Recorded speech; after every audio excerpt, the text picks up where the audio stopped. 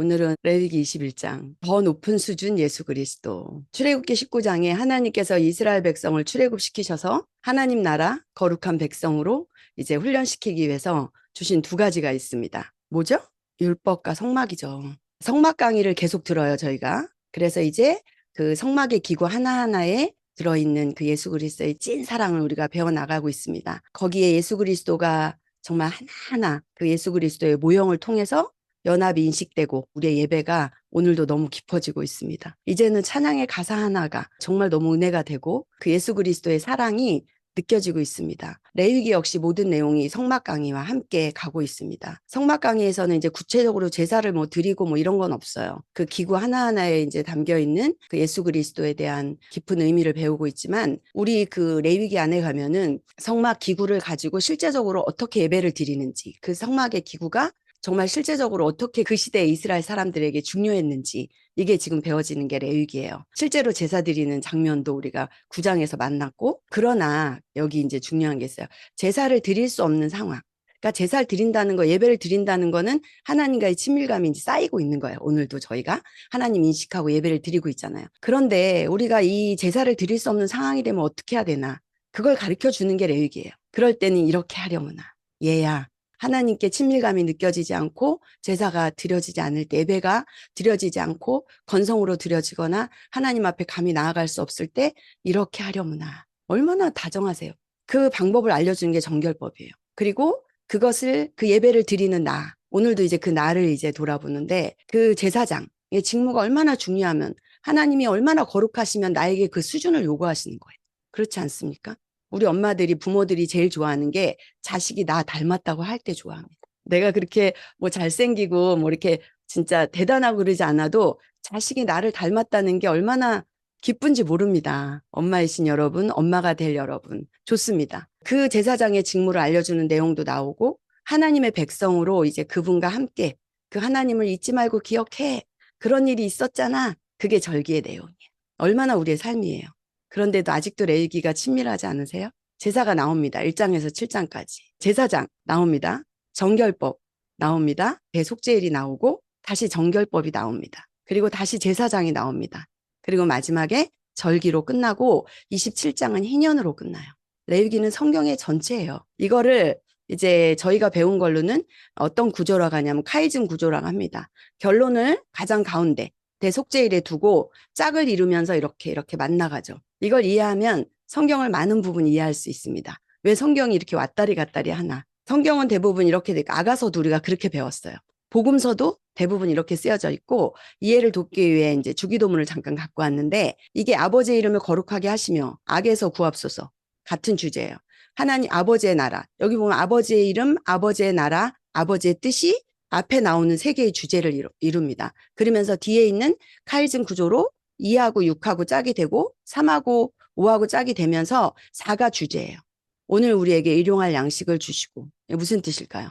오늘은 주기도문 강해가 아니기 때문에 나중에 이제 우리 누구를 통해서든 강해를 듣게 될 거 소율이에도 있거든요. 주기도문은 양식이라는 주제로 내용이 모아져. 양식 누구죠? 예수 그리스도. 그러니까 이런 형식으로 된다 성경이. 요걸 우리 친구들이 요걸 이해하면 성경을 읽을 때 도움이 많이 될 거예요. 레위기도 같은 형식인 거예요. 제사와 절기, 그 다음에 그 제사를 드리는 제사장. 점점 좁혀지죠? 제사를 드릴 수 없을 때 정결해야 정결법. 맨 가운데 모든 것이 리셋되는 대속제일. 얼마나 쉬워요.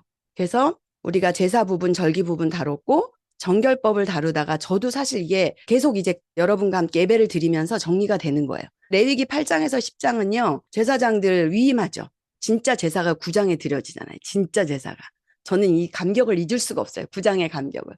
지금도 생각하면 가슴이 뛰어요. 그 9장의 감격. 그러나 10장의 실패. 다른 불을 들여서 실패한 그 여호와의 불, 인간의 불 기억나시죠?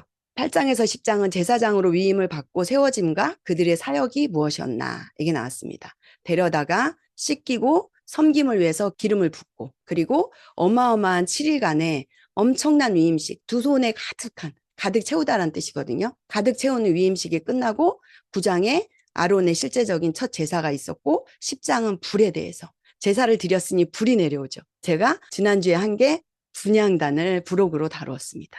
이제 연결해서 이게 B의 내용이었어요. B의 내용에서 이제 B-로 가는 거죠. B-제사장에 대한 거를 21장, 22장에 다룬다고 했습니다. 이렇게 세워진 제사장들은 어떻게 구별되어져야 하는지에 대한 내용이 오늘 나왔습니다. 그래서 21장은 정결규례, 당연하죠. 제사장이니까. 최고의 정결을 요구합니다. 왜? 백성들의 모든 이게 제사를 드릴 수 있고 없고가 이 제사장에게 달려 있어요. 그래서 그는 사람이 죽어도 가면 안 되고, 결혼은 어떻게 어떤 여자와 결혼해야 되고, 신체적으로 어느 정도로 결함이 없어야 되고, 정말 지성소에서 나를 초대하시고 저와 여러분을 정결케 하시는 그 하나님의 그 정결함이 어느 정도인지 하면 할수록 깨우쳐져요. 그게 이제 가증하다고 하는 얘기가 있어요. 제가 레위기를 쭉 책을 읽다 보니까 어떤 게 가증하냐면 예수면 돼. 이게 진짜 가증한 거래요. 예수면 돼. 구약 같은 거 몰라도 돼. 예수면 되지. 예수님 오셨잖아. 예수님 오셔서 다 이루셨잖아.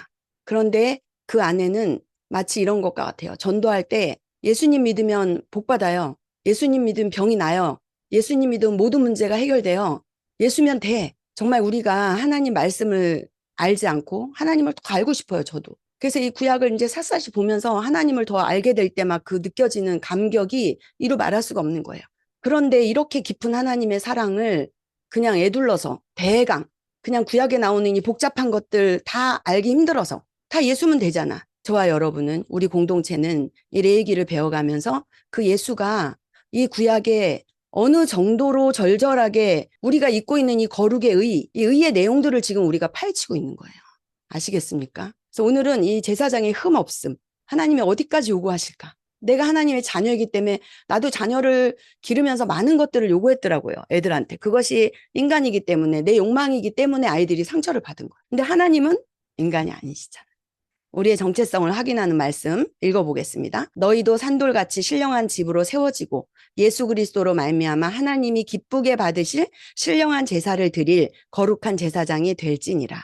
베드로전서 2장 5절 말씀. 성경은 다 되다. 신적 수동태로 되어 있습니다. 그러나 너희는 택하신 족속이요 왕 같은 제사장들이요 거룩한 나라요 그의 소유가 된 백성이니 이는 너희를 어두운 데서 불러내어 그의 기이한 빛에 들어가게 하시니에 아름다운 덕을 선포하게 하려 하심이라. 베드로전서 2장 9절 말씀.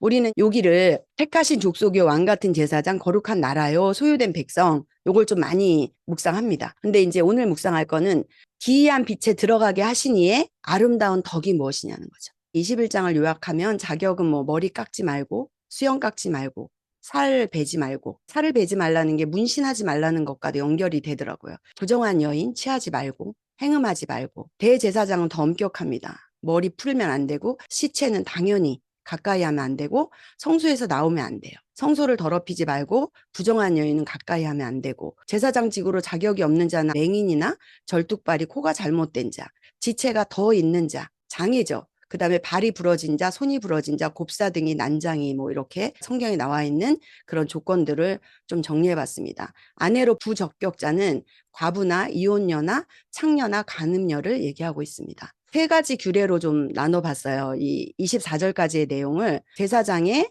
장례, 죽음에 대한 내용과 결혼에 대한 거, 그 다음에 이제 여기에 여러분 좀 다른 건 뭐냐면요. 재물을 음식을 드리는 자로 나와요.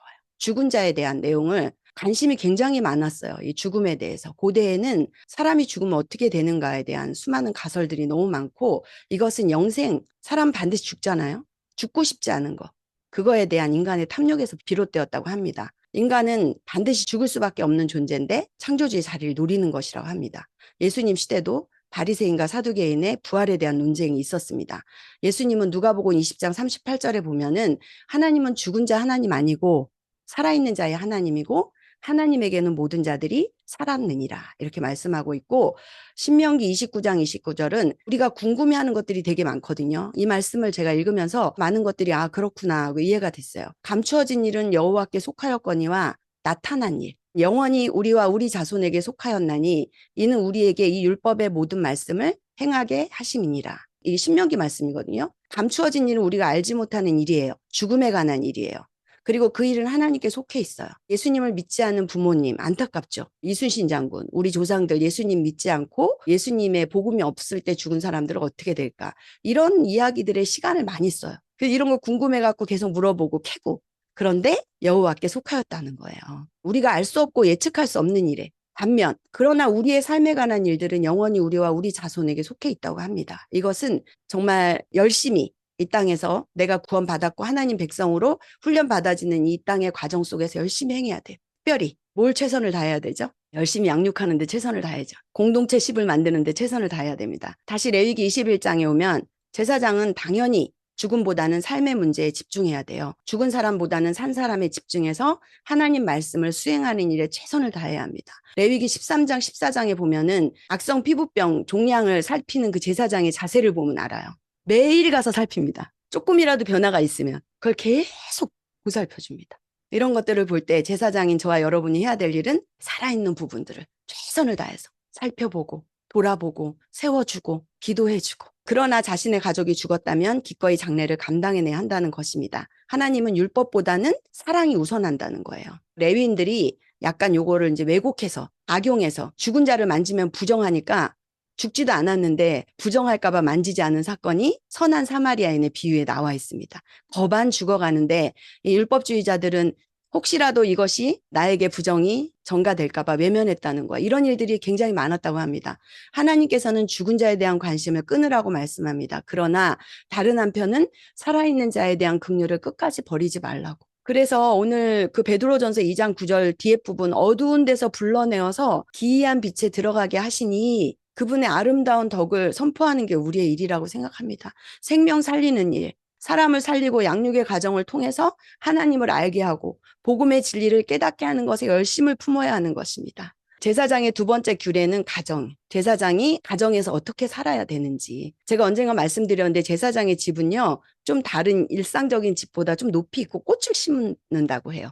사람들이 다 볼 수 있게 지나가면서. 근데 그 안으로 들어와서 내 집안에서의 삶도 하나님은 얘기하고 계십니다. 제사장이 결혼할 때는 물론 안 되겠죠. 부정한 창녀나 뭐 이혼당한 여인, 이거는 뭐 당연한 건데 왜 부정한 여인과 이혼한 여인과 결혼하지 말라고 하냐면은 하나님을 믿는 우리가 제사장이 나 혼자만의 삶이 아닌 거예요. 내 믿음만 챙길 게 아닌 거예요. 9장에 보니까 그 제사장의 딸이 어떤 제사장의 딸이든지 행음했어요. 자신을 속되게 하면 그의 아버지를 속되게 하기 때문에 불사를 하는 거예요. 이 정도로 가족 간의 유대가 있는 거예요. 그래서 내 믿음만 챙기는 게 아니에요. 거룩한 삶을 살도록 내 가정을 양육해야 되는 책임이 저와 여러분에게 있는 것이에요. 제사장은 자신에게만 초점이 절대 없다는 거예요. 내가 새벽부터 혼자 말씀 읽고 예배 드린다고 우리 가정이 저절로 거룩해지나요? 얼마나 좋아요. 내가 혼자 아침에 대표로 일어나서 막 기도하고 이러면 가정이 저절로 다 거룩해져. 좋겠죠. 왜냐하면 그게 아니에요. 상태가 아니라 관계라는 것이에요. 우리가 하나님의 성품을 닮아가는 관계입니다. 그 관계는 가족이 나를 보고 닮아가게 되어 있습니다. 이것이 밖에선 돼요. 그런데 편안한 공간인 가정에 들어가면 무장해제가 되기 때문에 마음까지 해제가 됩니다. 나 힘들었어. 나 하루 종일 너무 수고했어. 나 이렇게 하고 싶어. 배 깔고 스마트폰 보고 1시간만 이러고 있을게. 안 되는 거예요. 결국 우리 자녀들이 부모가 원하지만 하지 않는 것들, 어떤 상황에서도 주님의 임재를 구했으면 좋겠고 주님과의 언합을 얘네들이 인식했으면 좋겠는데 안 되잖아요. 그 모습이 나의 모습인 거예요. 얘네들의 모습이 아니라. 자녀들이 나를 실망시킬 때 우린 자녀를 나무라지 않습니까? 내 자신을 돌아보아야 하죠. 나에게로 비롯된 것이기 때문에. 우리 자녀들이 나를 보고 하나님 앞에 자신의 거룩한 삶을 드릴 수 있었으면 좋겠는 마음이에요. 세 번째 내용은 육체에 흠이 있는 자는 음식, 하나님 앞에 그 제사를 드릴 수 없다라는 거예요. 모세에게 말합니다. 아론은 나에게 음식을 드리는 자야. 귀하게 여겨. 이렇게 하나님이 모세에게 말하시네요. 흠이 없는 삶을 살라는 거예요. 이 흠이라는 게 왜냐하면 제물의 첫 번째 조건이 흠이 없는 것이에요. 제가 레위기 제사 5제사 할 때 그 제물의 흠 없음. 그치, 흠이 없어야 되죠. 내 죄가 전가되고 제물의 흠 없음이 나에게 들어오기 때문에. 근데 지금하고는 좀 달라요. 이 구약의 개념은요. 흠을 죄의 결과라고, 이 장애, 죄의 결과라고 보고 또 간혹 부모의 죄라고, 유전된 죄라고도 인식을 했다고 합니다. 그만큼 자식이나 부모의 삶 가운데 죄가 있고 흠이 있으면 그것이 자녀에게도 그런 영향력을 미친다는 거예요. 그래서 신약에 보면 예수님에게 저 병자는 누구의 죄 때문입니까? 이렇게 물어보는 거예요. 다분히 사복음서의 내용들은요 거의 구약을 품고 이야기하기 때문에 마태마가 누가복음에는 이 세 개의 복음 안에는 거의 다 구약을 들어서 예수 그리스도가 답변을 하고 있습니다. 예수님이. 그래서 구약을 모르면 왜 예수님은 지금 신약인데 왜 저렇게 구약 얘기를 하실까? 이렇게 의문이 들 수도 있어요. 반드시 그 율법으로 예수님이 대답해 주는 것들을 볼 수 있습니다. 오늘날에는 육체의 그런 장애가 전혀 하나님을 예배하는데 장애될 수 없어요. 오늘날에는 육체적인 흠보다는 정서적인 흠, 우리 안에 있는 상처가 문제가 되죠. 어떤 육체의 장애 때문에 예배에 방해를 받지 않습니다. 제사장의 흠과 짐승의 흠이 저는 왜 이렇게 같이 나오나 했어요. 같더라고요. 드려지는 제물이기 때문에 우리가 제물이잖아요. 그래서 제사법에서 그토록 강조한 짐승의 흠이 어떤 종류의 것인가가 비로소 여기서 나와요. 흠이 있다 없다 그게 오제사 할 때는 안 나와요, 이게. 그러다 이제 나오는 거예요. 그러니까 레위기를 읽고 또 읽고 읽고 또 읽어도 모르는 거예요. 누군가 이렇게 좀 명시해서 이렇게 모아서 분류해가지고 이런 내용이었어 라고 도움을 받지 않으면은 계속 읽어도 내용이 레위기가 이제 위기인 거예요. 전혀 인식이 안 되는 이제 위기를 만나게 됩니다. 제사장이 짐승의 흠을 최종적으로 점검하는 직무를 수행합니다. 데려가면 제사장이 꼼꼼히 다 본다 했잖아요. 그래서 흠이 있으면 제물로 쓸 수가 없는 거죠. 근데 이곳에 함께 명시되어 있는 것들을 좀 비교해 봤는데 맹인, 뭐 눈먼 것 이렇게 좀 비교를 했습니다. 저는 다리, 상함, 불완전한 코, 배임. 특히 고환이라는 게 있어요. 고환. 이게 생식 기능을 갖고 있는 남자의 성기인데 씨의 번성과 관계돼서 굉장히 중요한 기간이라 제물 중에서는 이 고환이 상하면 가장 치명적이에요. 이런 것들 뭐 다 안 되지만 사람에게는 그냥 상한 고환 이렇게만 나왔는데 그 짐승은 치인 고환, 퍼진 거, 베인 거 이렇게 좀 세밀하게 나와 있더라고요. 고환의 종류를. 그래서 요거는 좀 참고해서 비교해 보면은 흠 없다는 게 어떤 건가. 요런 게 제한이 있는 거예요. 그래야 흠이 없는 거죠. 그래서 흠 없는 제사자, 흠 없는 제물. 제사자가 제물을 갖고 오잖아요. 동일시대죠. 왜냐하면 내 죄가 얘한테 전가된 거잖아요. 그러니까 제사자와 제물은 같다. 기억하시죠? 그래서 그리스도를 비교해 보면은 이 레위기 말씀이 어떤 말씀과 비교가 되는지는 아시죠? 히브리서. 레위기에는 어떤 규례, 법률, 그런 율법이라면 그 율법이 예수 그리스도의 십자가를 통과하면서 어떻게 완성되었는지가 히브리서가 다 얘기해 주고 있어요. 그래서 레위기와 히브리서는 같이 봐야 된다고 제가 전에도 말씀드렸습니다. 그래서 레위기 좀 아까 21장 읽었을 때 그 흠에 대해서 지금 읽어드린 그런 여러 가지 장애들을 히브리서는 뭐라고 얘기하냐면은 이러한 대제사장은 우리에게 합당하니 거룩하고 악이 없고 더러움도 없고 죄인에게서 떠나 계시고 하늘보다 높이 되신이라 이렇게 얘기하고 있습니다. 흠이 없다는 거예요. 그리고 제사장의 흠 없는 아내, 아까 뭐 과부라든지 이런 창녀라든지 이런 것들을 이렇게 제사장이 그런 사람들과 결혼하지 말라고 하잖아요. 그런데 우리는 예수 그리스도의 신부잖아요, 신부. 그러면 우리에게 사실 저희도 창녀고 저희도 간음한 자고 음행한 자이거든요. 예수 그리스도 외에 다른 것을 취했던 자들이기 때문에. 근데 우리를 거룩하다 하신 이유는 계시록에 보니까 우리가 즐거워하고 크게 기뻐하며 하나님께 영광을 돌리자.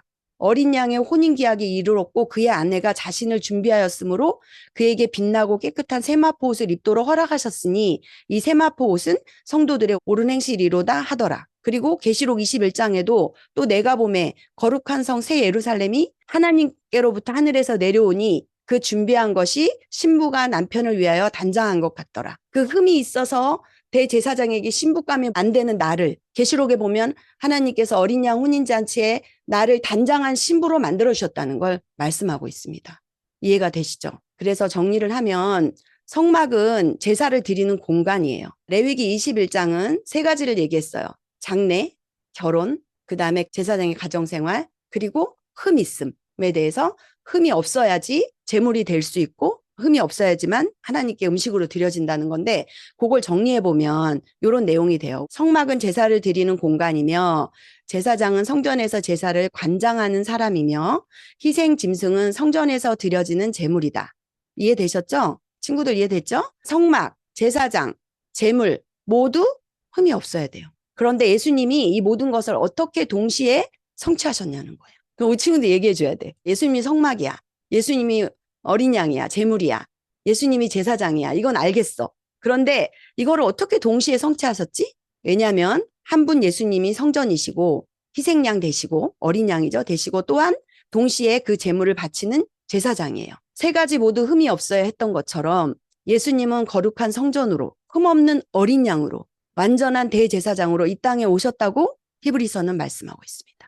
결론적으로 하나님께서 저와 여러분을 부르셨어요. 구원으로 부르시고 사역으로 부르셨습니다. 우리가 그렇게 부름받은 저와 여러분은 행하는 모든 일 가운데 하나님의 영광을 드러내게 되어 있습니다. 회중들에게 믿음의 본이 보여지게 되어 있습니다. 우리는 높은 곳에 있는 사람들이에요. 높은 수준이에요. 이스라엘에서 영적인 성김 안에서 여호와와 그분의 제단 앞에 가까이 나아가는 저와 여러분은 반드시 내 일상 생활 가운데 믿음으로 살게 되어 있습니다. 만일 공동체 안에서 죽음이 있게 된다면, 장래가 났다면 언약에 대한 소망을 전해야 돼요.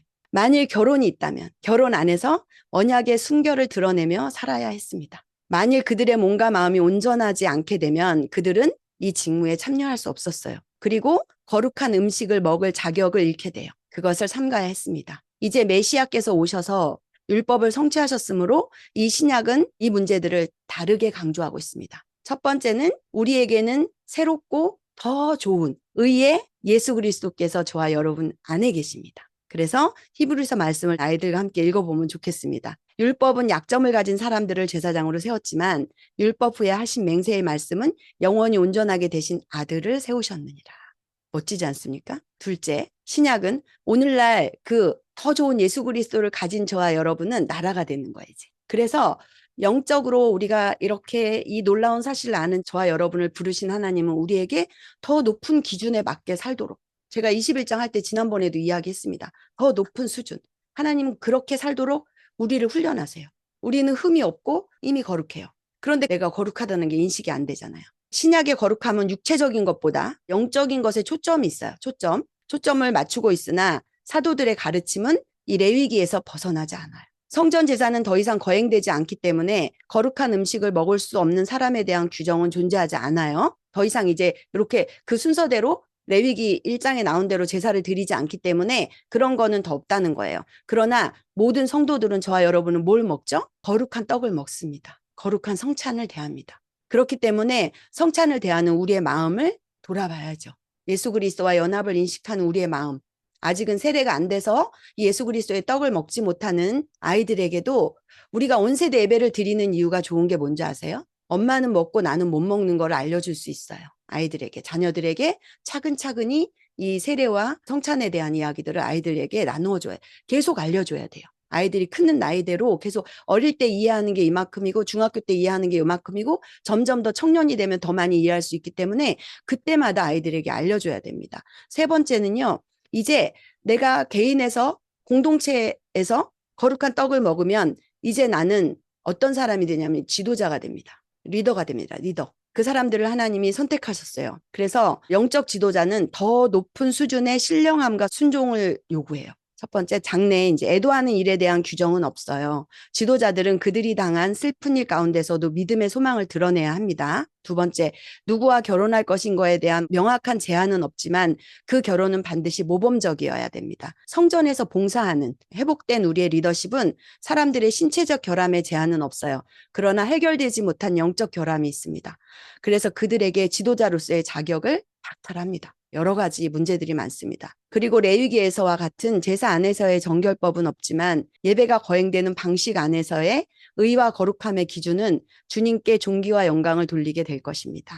제사장의 상과 결혼에 관한 규례는 그의 직분의 수행을 위한 것입니다. 나는 하나님의 거룩한 제사장으로서 온전한 직분을 수행하고 있습니까? 제사장의 신체적인 흠은 그의 영적인 상태와 관련지어져 있습니다. 나는 과연 하나님 나라의 거룩한 제사장으로 하나님의 일을 하기에 합당한 순결함이 내게 있을까요? 그러나 더없이 순결하신 예수 그리스도와 연합을 인식함으로 언약의 소망 안에서 우리를 더 높은 기준으로 세워주신 주님께 한없이 감사했습니다. 주님 감사합니다. 저를 이렇게 높은 수준까지 올려주시고 이렇게 살게 하시다니요. 이렇게 놀라운 복을 받게 하시다니요. 너무 감사했습니다.